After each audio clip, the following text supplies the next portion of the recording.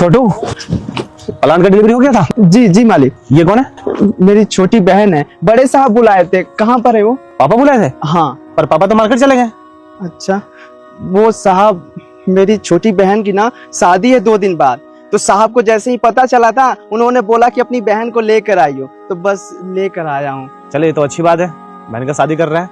बताया नहीं हमें शादी हो रही तुम्हारी बहन का? साहब आप तो थे ही नहीं, पर बड़े साहब को बताए थे हम। आप भी जरूर आइएगा, हमें अच्छा लगेगा साहब। अरे बिल्कुल आएंगे, तुम्हारा घर भी तो मेरे घर जैसा है ना। शादी की तैयारी हो गई सारी? जी साहब, सब तैयारी हो गई है, बस कल जाना है रजिस्ट्री कराने, उसके बाद अच्छे से शादी कर देंगे। क्या रजिस्टर कराने? खेत साहब बेच रहे हैं वो बहन की शादी के लिए, पैसे नहीं है इसलिए।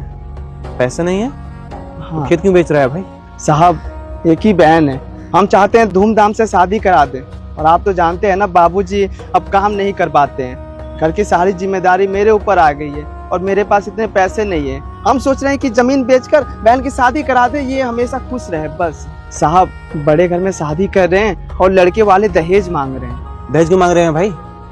लड़की जब अच्छी है, संबंध कर रहे हैं या सौदा कर रहे हैं, दहेज का क्या मतलब है? और तुम पैसे दे ही क्यों रहे हो? और खेत बेचने की क्या जरूरत है? शादी जब किया जाता है तो संबंध वाले से किया जाता है, जो सौदा करते हैं उनके घर में शादी नहीं करते हैं। अपने बहन को अगर खुश देखना चाहते हो तो उस घर में शादी करो जो इंसान पैसे ना ले।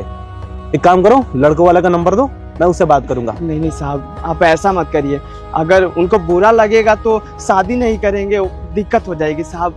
रहने दीजिए, हम दे देते हैं ना दहेज, कम से कम हमारी बहन तो खुश रहेगी ना। अरे तू बढ़ावा दे रहा है उन जैसे लोगों का, जो लोग दहेज प्रथा को आगे बढ़ा के लेके जाते हैं।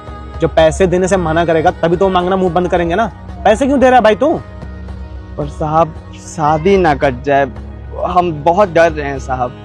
अच्छा, तुम्हें डरने की जरूरत नहीं है, मैं पापा को बोल दूंगा कि वो जाके बात कर लेंगे। और रहा बात पैसे की, तो तुम्हारे बहन की शादी में जितने भी पैसे लगेंगे वो हमारे घर से दिया जाएगा। मैं पापा को बोल दूंगा, वो पैसे देंगे तुम्हें। और एक काम कर, ये पैसे पकड़ और अपने बहन के लिए कपड़े और गहने दिला देना, और बाकी शादी का जो भी खर्च होगा वो हम लोग देख लेंगे।